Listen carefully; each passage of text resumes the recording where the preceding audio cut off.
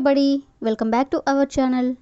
ఈరోజు వీడియోలో మన డైలీ లైఫ్లో మనం ఎక్కువగా యూజ్ చేసే వర్డ్స్ని తీసుకొని దానికి సంబంధించిన కొన్ని ఎగ్జాంపుల్ సెంటెన్సెస్ని ఇంగ్లీష్లో ఎలా చెప్పాలో ఒకసారి చూద్దాం. ఫస్ట్ వన్, నన్ను ముందే పిలవచ్చు కదా, నాతో ముందే మాట్లాడవచ్చు కదా అని ఇలా అంటూ ఉంటారు కదా. ఇలాంటి సెంటెన్సెస్ని ఇంగ్లీష్లో ఎలా చెప్పాలో ఒకసారి చూద్దాం. ఫస్ట్ సెంటెన్స్, నాకు ముందే చెప్పొచ్చు కదా. నాకు ముందే చెప్పొచ్చు కదా అనేదాన్ని You could have told me earlier, right? You could have told me earlier, right? అంటే నాకు ముందే చెప్పొచ్చు కదా. నెక్స్ట్ వన్, నన్ను ముందే పిలవచ్చు కదా.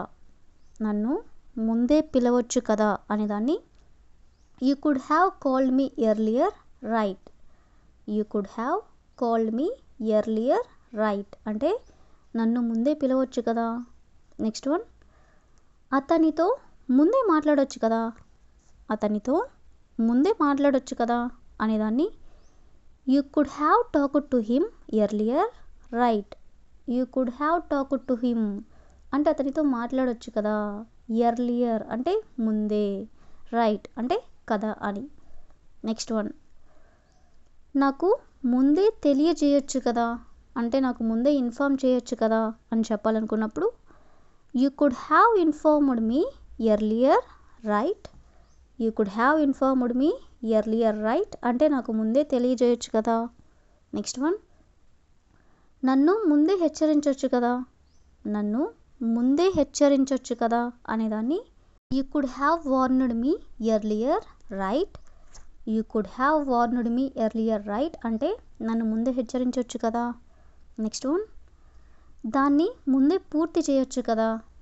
దాన్ని ముందే పూర్తి చేయొచ్చు కదా అనేదాన్ని you could have finished it earlier, right? You could have finished it earlier, right అంటే దాన్ని ముందే పూర్తి చేయొచ్చు కదా. నెక్స్ట్ వన్, నాకు ముందే సహాయం చేయొచ్చు కదా.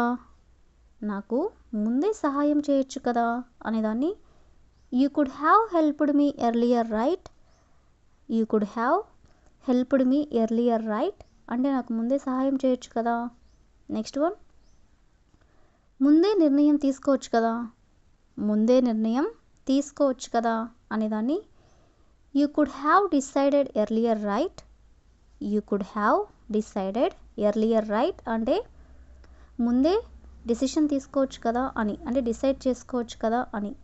నెక్స్ట్ వన్, ముందే రిప్లై ఇవ్వచ్చు కదా. ముందే రిప్లై ఇవ్వచ్చు కదా అనేదాన్ని you could have replied earlier, right? You could have replied earlier, right అంటే ముందే రిప్లై ఇవ్వచ్చు కదా. లాస్ట్ వన్, పని ముందే కంప్లీట్ చేయొచ్చు కదా. పని ముందే కంప్లీట్ చేయొచ్చు కదా అనేదాన్ని you could have completed the work earlier, right?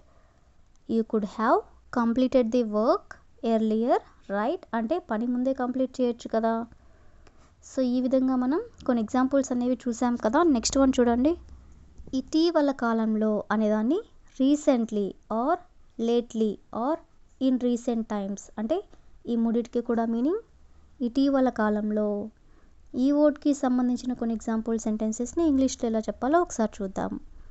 First sentence, ఇటీవల కాలంలో అతను చాలా బిజీగా ఉన్నాడు. ఇటీవల కాలంలో అతను చాలా బిజీగా ఉన్నాడు అని చెప్పాలనుకున్నప్పుడు he has been very busy recently. He has been very busy recently అంటే ఇటీవల కాలంలో అతను చాలా బిజీగా ఉన్నాడు. నెక్స్ట్ వన్, ఇటీవల కాలంలో నేను ఇంగ్లీష్ ప్రాక్టీస్ ఎక్కువ చేస్తున్నాను. ఇటీవల కాలంలో నేను ఇంగ్లీష్ ప్రాక్టీస్ ఎక్కువ చేస్తున్నాను అనేదాన్ని lately I have been practicing English a lot. Lately అంటే ఇటీవల కాలంలో, I have been practicing English a lot అంటే నేను ఇంగ్లీష్ ప్రాక్టీస్ చాలా ఎక్కువ చేస్తున్నాను అని. నెక్స్ట్ వన్, ఇటీవల కాలంలో వాళ్ళు ఇక్కడికి రావడం లేదు. ఇటీవల కాలంలో వాళ్ళు ఇక్కడికి రావడం లేదు అనేదాన్ని they haven't been coming here recently. They haven't been coming here recently అంటే ఇటీవల కాలంలో వాళ్ళు ఇక్కడికి రావడం లేదు. నెక్స్ట్ వన్, ఇటీవల కాలంలో నాకు టైం దొరకడం లేదు. ఇటీవల కాలంలో నాకు టైం దొరకడం లేదు అనేదాన్ని I haven't been getting time lately. I haven't been getting time lately అంటే ఇటీవల కాలంలో నాకు టైం దొరకడం లేదు. నెక్స్ట్ వన్, ఇటీవల కాలంలో ఈ ఛానల్ చాలా గ్రో అయింది.